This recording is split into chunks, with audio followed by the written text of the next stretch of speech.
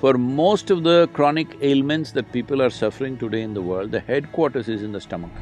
Impurities gather over a period of time and you become dense both in body and head. It determines the way you think, feel, understand and experience life.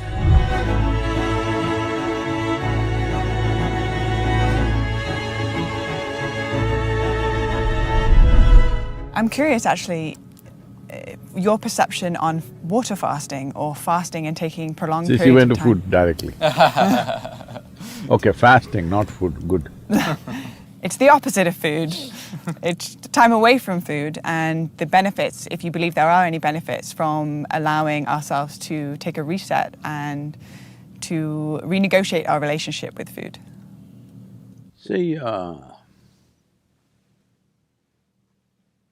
this happened in Los Angeles.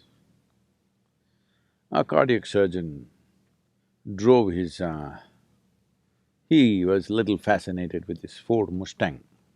That was his car and he was little excited about it and one day it started coughing a little bit. So he took it to the local mechanic and said, some problem, please fix it. He said, yeah, doc, come tomorrow morning, it'll be ready. The doctor, before going to work tomorrow morning, he went there, but it was not ready. So he said, okay, come in the evening, it'll be ready. He came in the evening, it was not ready. He said, what's the matter? You said morning, I came. He said, evening, I came, what is the issue? And the mechanic was in that kind of mood, he said, see, you're a heart surgeon, you also fix engines, I also fix engines. How come you're paid 10 times more than me? So the doctor looked at him and said, try to fix the engine when it's running, let me see. So human life and human body needs to be fixed when it's running, otherwise it's meaningless. All right, you're going to postmortem what's the point of that? We need to fix this body when it's running.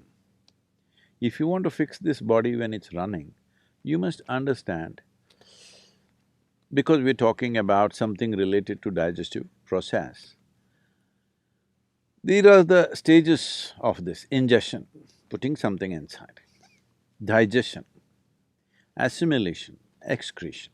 These are four dimensions of food and the whole process. Ingestion, digestion, assimilation, excretion. Ingestion is happening in today's world just about any time, wherever they are, sitting, standing, any time of the day or night, people just eat because there's so much food. It was not like this ever in the history of humanity. But unfortunately, fortunately there is a lot of food, unfortunately, people don't know when to eat, when not to eat. As there are cycles in time, see, we know time only by cycles. If the planet spins one like this, one spin, we say it's a day. Otherwise you wouldn't know. If the moon goes around, we say 1 month. If we go around the sun, then we say 1 year. So our idea of time is essentially cycles. Our birth and death is also a question of cycles.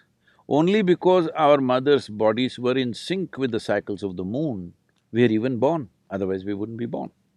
So our whole physical existence is cyclical. The entire spiritual process, we could go into that if you wish, essentially is significant because it's not cyclical. Because cyclical means you're going in circles. If I say you're going in circles, what does it imply? You're in a loop. You're not getting anywhere. Yeah. Usually if I leave you in desert where here there are some mountains, if there are no features, it's just sand, then people end up going in circles. That means you're not getting anywhere, that means you're lost.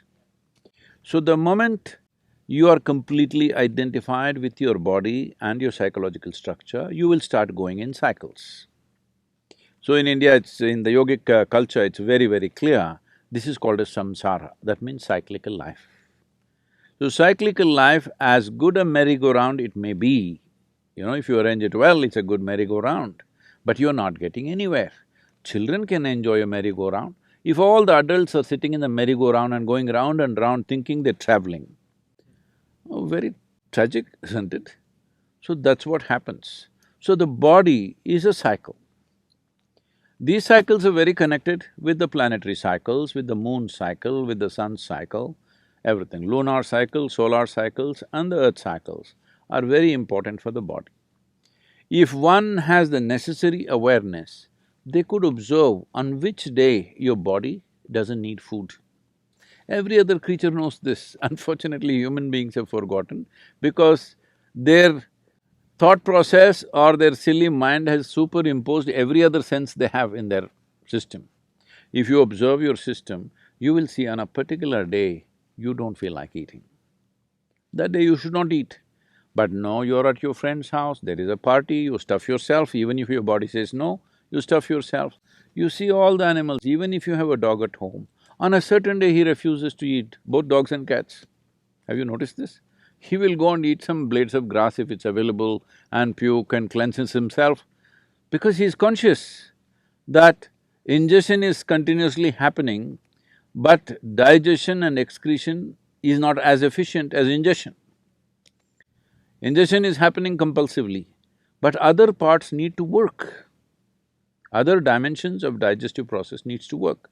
When we say digestion, digestion happens in the whole alimentary canal, not just in the stomach. And assimilation also happens across the entire alimentary canal. Now, excretion doesn't happen only through the alimentary canal, excretion needs to happen on the cellular level also. Impurities gather over a period of time and you become dense both in body and head. If you don't cleanse yourself, then it'll pile up over a period of time. We call this karma, because when it piles up, it determines the way you think, feel, understand and experience life. People may not realize this, but they will think, this is how I am, this is my nature. This is not your nature, this is the way you messed yourself, all right?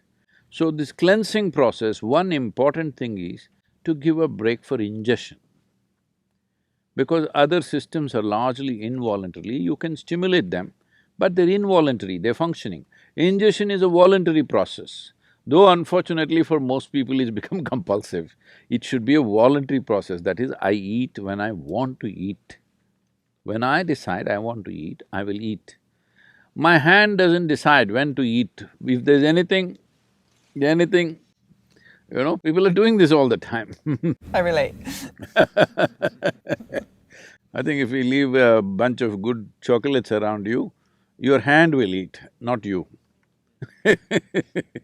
So ingestion should be a conscious process. To bring this consciousness, there are many methods. One is fasting. Simply denying yourself food and water could cause damage to the system. You must support it with the necessary practices. If you have the necessary practices, the need for food will come down. See, our energies are not coming only from the food that we eat.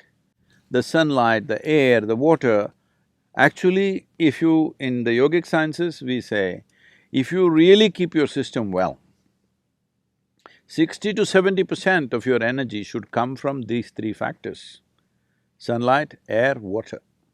Another 40% should come from the food that you eat. So naturally, amount of volume of food that you eat will compress. I must tell you about myself. When I was young, I'm a big eater. I never became big because my activity was immense. But today what I eat is actually 1/10 or less than 1/10 of what I used to eat at that time. From the age of 19 till now, I'm still the same weight, what I was at 19. Only thing is, at that time, all the weight was on my shoulders. Now because of this gravity continuously working on me, kind of pulled it down a little bit, but I kept myself up. So fasting as a process must be done with necessary understanding.